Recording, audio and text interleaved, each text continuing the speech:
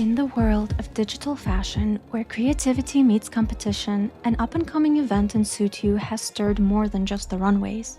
Welcome to the unfolding story of the Gem Track event, a tale of expectation and exasperation filled with the echo of gamers' voices across the virtual world. Hello beautiful souls, and welcome back to our cozy corner of the internet that has become a little more tense as of late. Here's a breakdown of why. On September 25th, 2024, SuitU had unveiled a new Gem Track event with a cute new pose.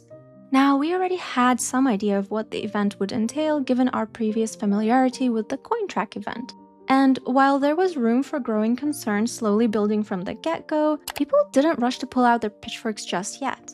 But that all changed once the event launched in-game on September 29th. And so did with it rise the dissatisfaction of the players.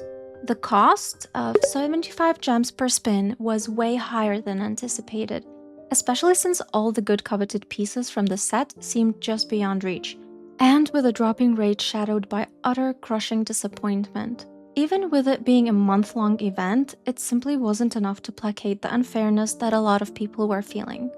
So, calculations were made, comparisons were drawn. A perfume worth 30 gems to craft was now a gamble at 75 whopping gems. The chances of actually pulling a set piece were reduced to a measly 2%, and thus the community felt their budgets stretched thin over this laughable spinning track that just seemed to offer less for more. A lot of valid concerns have surfaced with the debut of this event, primarily the vital need to foster an in-game environment that rewards long-term engagement rather than short-term expenditure, which is an ideology I and many others stand firmly behind. This type of event serves to alienate the player base, as seen by the desperate outcries of many. Let us summarize the bulk of the issues that lie in the Gem Track event and why we are frustrated.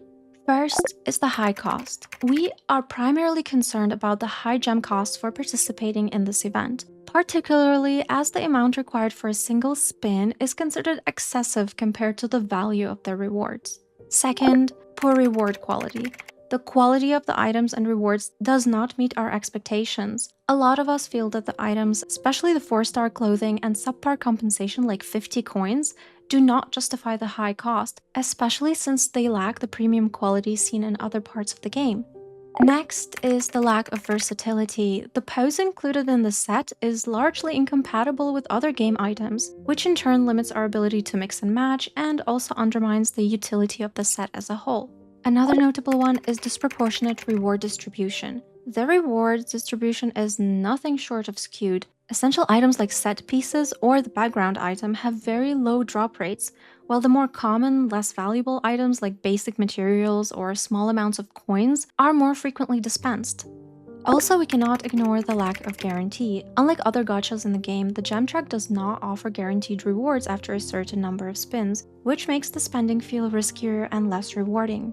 An honorable mention is the unsatisfactory exchange rate. The perceived value of items received through ticket exchanges does not align with their cost in gems, leading to dissatisfaction with this form of gamble. And a final concern that I wanted to include so as not to overlook different types of players is perceived greed. There's a growing sentiment among players that the game is becoming increasingly oriented towards maximizing revenue at the expense of player satisfaction, particularly targeting free-to-play and veteran players. So these seem to be the main concerns regarding the event. Please let me know what else you'd like to add to this.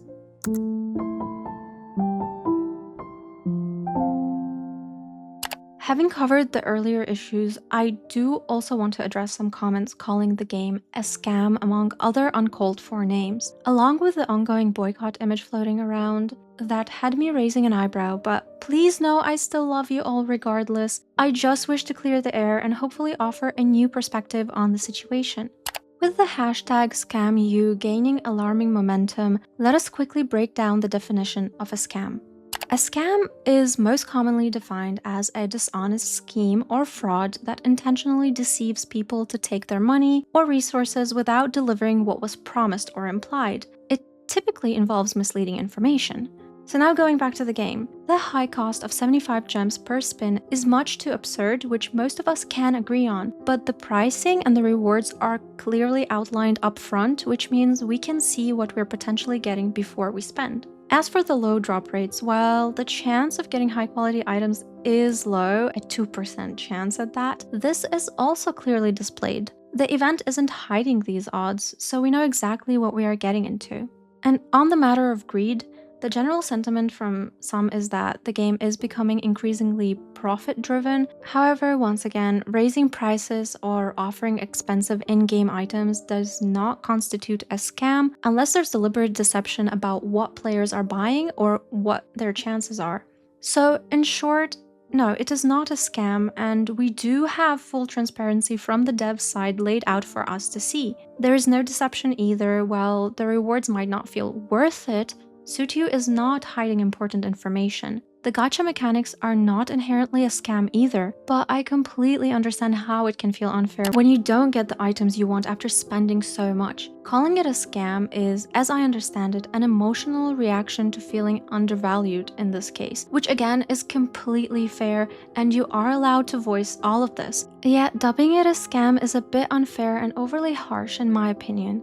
So what could be a better approach? Instead of continuously calling the game a scam, which could escalate tension and harm the relationship between the developers and us as the community, it might be better to frame the issue as a concern about fairness, balance, and player value. We can continue to push for constructive feedback that highlights our need for better rewards, more generous drop rates, and cheaper pool costs. This could hopefully lead to a more productive dialogue with the developers. Secondly, in regards to the boycott image floating around, I do appreciate that it provides an easy-to-follow call to action and encourages us as a community to engage through posts and hashtags, which can help bring the issue to the developers' attention. The idea of tagging the company on social media is a smart way to open up direct communication. However, pushing for one-star reviews could harm the game's reputation long-term, especially since negative reviews often remain unaltered even after issues are resolved, potentially discouraging new players. Additionally, I've noticed there seems to be some confusion about the boycott's scope, with some players focusing on the event itself while others are considering broader actions like quitting the game entirely. I am of the opinion that a successful boycott requires a unified and clear message, but for now we stand somewhat divided. A more productive approach in our case might involve encouraging players to submit organized feedback through SuitU's official Discord channel, or participating in a more targeted boycott like abstaining from the gem track and abstaining from spending on the game altogether. Another viable option might be to encourage a temporary retreat where we avoid logging in during specific event periods, which could have an impact on engagement metrics and prompt a quicker response from the developers. These actions could help achieve our results without damaging the game's overall ecosystem, don't you think? Please note, I am not blaming anyone here, and the intentions behind the boycott are entirely valid, and your voices truly matter, pay-to-play and free-to-play players alike. I just think focusing on constructive feedback and maintaining a positive relationship with the developers would likely result in more effective and lasting changes. I'd love to hear your thoughts on the proposed ideas. How can we be more united in our boycott approach? What would make the Gem Track event feel more balanced and worthwhile to you? I can definitely see why emotions are running high, and I appreciate everyone who has shared their 2 cents with what is happening. In a game where creativity should reign, feeling cornered by high costs is beyond disheartening, but it is crucial to remember the developers are often on the same journey as us, navigating the bumpy roads of game design and player satisfaction. Let us extend our patience and await the developers' response to our voices. Lasting change, just like fashion, takes time to tailor to perfection. So, let us not close the chapter here. Let us open up the floor to constructive dialogue instead. Let us reach out with our feedback, grounded in respect and a shared love for the game, and patiently wait for the devs to reply. Together, we can shape a game that values every player's journey, ensuring that this virtual world of dress-up remains vibrant and inclusive for all. Thank you so much for watching. Feel free to let your voices be heard down in the comments. I'll see you in the next video. Stay sweet. Bye bye!